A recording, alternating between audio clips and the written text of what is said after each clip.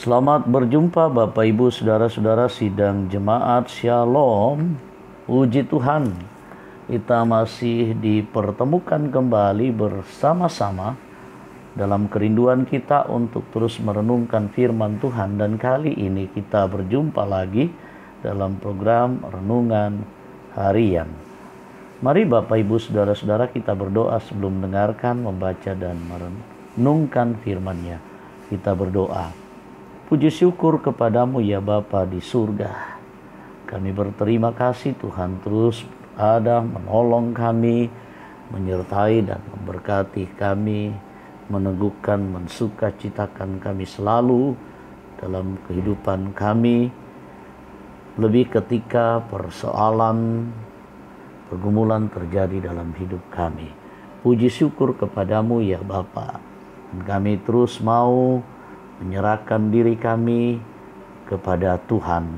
Tuhan kiranya menolong kami untuk terus hidup berdasarkan firman-Mu. Olehnya Tuhan perdengarkanlah firman-Mu dan mampukan kami sekalian. Di dalam nama Tuhan Yesus kami berdoa. Amin. Firman Tuhan yang akan kita baca, kita renungkan dari Kisah Para Rasul 19 ayat 1 sampai 12. Demikian firman-Nya. Ketika Apolos masih di Korintus, Paulus sudah menjelajah daerah pedalaman dan tiba di Efesus. Di situ didapatinya beberapa orang murid. Katanya kepada mereka, "Sudahkah kamu menerima Roh Kudus ketika kamu menjadi percaya?" Akan tetapi mereka menjawab dia, "Belum. Bahkan kami belum pernah mendengar bahwa ada Roh Kudus."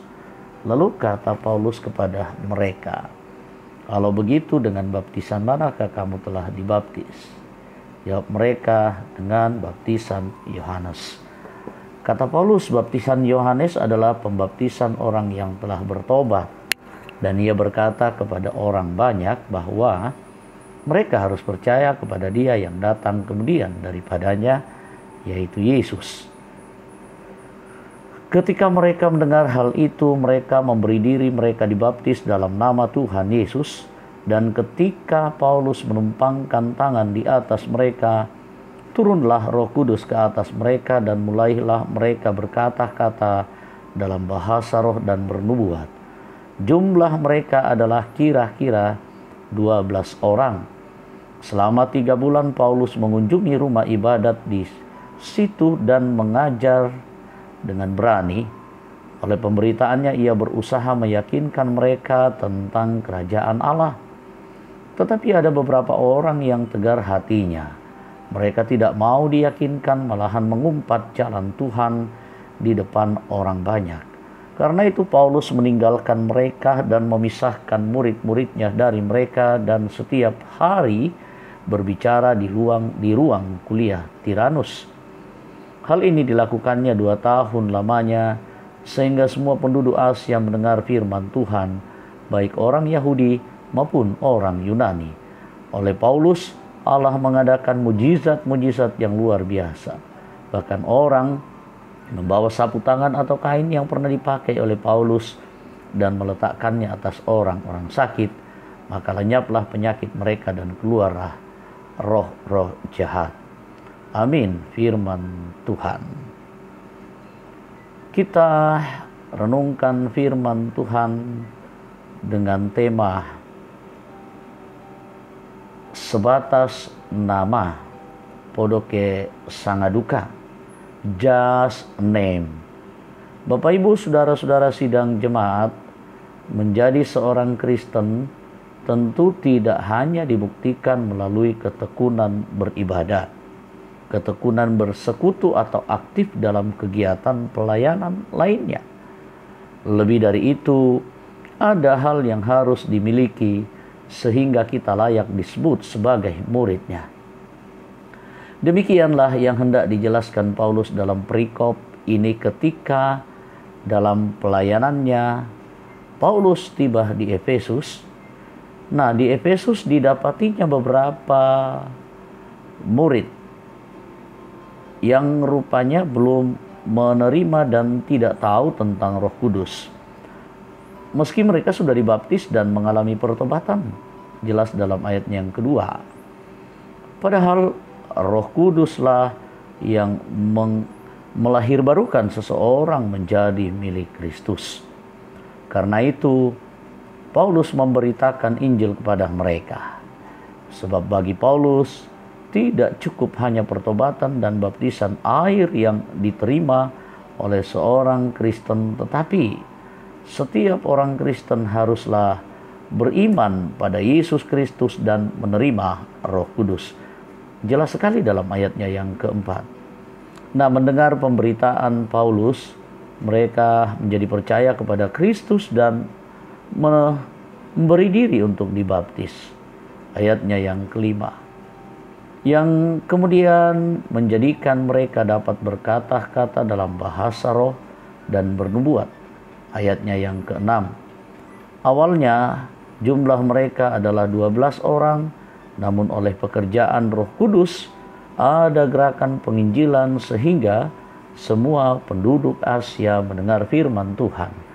Bisa kita lihat dalam ayatnya yang ke-10. Nah, Bapak Ibu Saudara-saudara, mari perhatikan kehidupan kita.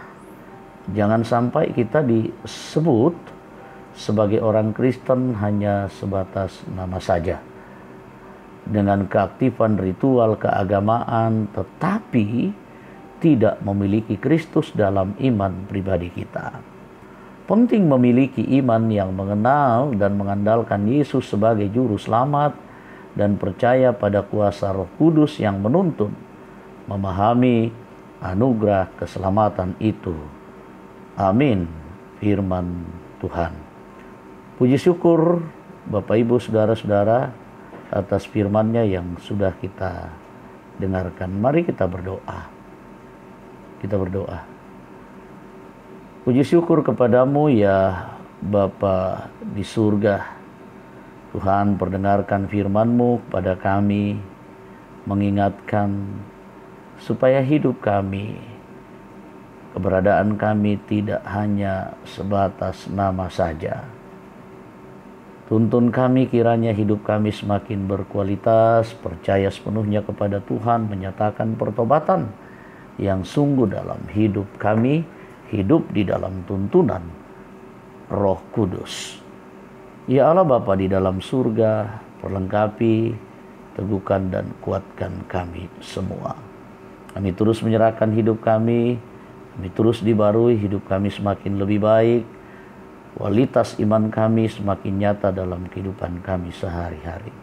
Kami berdoa buat seluruh jemaat-Mu dalam kehidupan rumah tangga, sertai berkati anak-anak kami dalam pendidikan dan pertumbuhan, dalam masa depannya Tuhan berperkara memberkati semua. Juga dalam kehidupan bermasyarakat, ampunkan kami menempatkan diri kami, menyatakan keberadaan hidup kami sebagai orang yang percaya hidup penuh kasih satu dengan yang lain, dan biarlah itu kami teruskan juga dalam kehidupan yang lebih luas lagi. Kami juga menyerahkan segenap hidup dan tugas dan pekerjaan kami, segenap usaha anggota jemaat-Mu. Tuhan berkati, kuatkan, mampukan kami melakukan semuanya itu, dan biarlah Tuhan memberkati semua, dan jemaat-Mu tidak akan hidup dalam berkekurangan. Kami juga berdoa buat seluruh jemaat-Mu dalam pergumulan, teguhkan, kuatkan iman pengharapan.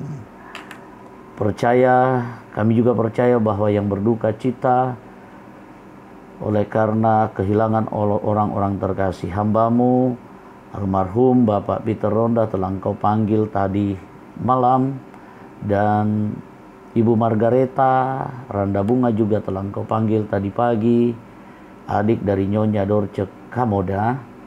Tuhan, teguhkan, hiburkan, kuatkan mereka semuanya. Kami percaya Tuhan selalu hadir dalam duka cita mereka, dan biarlah seterusnya mereka dapat berencana memakamkan jenazah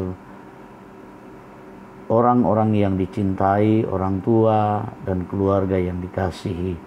Kami percaya juga bahwa sesungguhnya kesembuhan yang dialami oleh Bapak Agustinus Ari Rangan, anak kekasih Jill Karoen, Bapak Filipus Sailambi yang boleh keluar dari rumah sakit, itu karena anugerah memulihkan seterusnya. Dan segenap anak-anak kami, orang tua kami, anggota jemaatmu, Susi Lusito, Ican Susi Lusito, Jurnel, Ibu Eko Demus Soreang, Mama Aldi, anak mantu Ibu Lince Sipi di Jakarta, Nenek Arfan yang kembali harus dirawat di rumah sakit, juga Nyonya Peter Temna, Ibu Yudit Sagena, Saudara Novia Novani, Bapak Ambamu Bapak Pendeta Kristoporus sampai Toding, Aaron Ramabua Tasik, Bapak Yakobus Pagiling, Nyonya Desiana Lusito, Nyonya Martin Bale, Bapak Daniel Lupang, Nyonya Yusuf Siranga, Heni Bungin, Bapak Pamian Alfarendra Geo, Nyonya Yohana Bura, Nyonya Hermin Bongga, Ibu Adolfina Tilang, Bapak Empa Salongan, Nyonya Depa Layukan, Bapak Yunus Lampung, Bapak Musatina, Nyonya Ludia Saloko. Juga kami doakan hambamu Bapak Profesor T.R. Andi Lolo yang kembali harus dirawat di rumah sakit, bersama dengan Bapak Yusuf Rante, Nyonya Simon Tando, Ibu Giring Kalak Suso, Bapak Niko Duma, Ibu Bondang Lande, Nyonya Matius Ruru, Nyonya Dorce Tumembo, Nyonya Esther Senudin, Diaken Nyonya CH Dengan, Bapak Julius Dengan, Saudara Naftali Minna, Ibu Mathilda Timisela, Nyonya Margareta Sarra, Bapak Eli Roy Kapoh yang saya cuci darah, Ibu Ludia Pareallo, Nyonya Ludia Kandola, Bapak Karel Paranoan, Oma Keti, Saudari Liliana, Bapak Agustinus, Bapak Oni S. Lakpur Lawal, Nyonya Naomi Martin Bunga, Nyonya Bapak Yusuf Rante, dan masih banyak lagi yang lain yang mungkin tidak kami sebutkan. Tuhan kasihani, teguhkan, berikan anugerah kesembuhan bagi mereka. Kami serahkan hidup kami, keluarga kami dimanapun mereka berada. Tuhan sertai mereka. Dan pemerintah bangsa dan negara kami terus kami doakan, baik sampai dari pusat, presiden, gubernur, wali kota, camat, lurah, RW, RT, dan seterusnya. Tuhan memberkati, pakai mereka.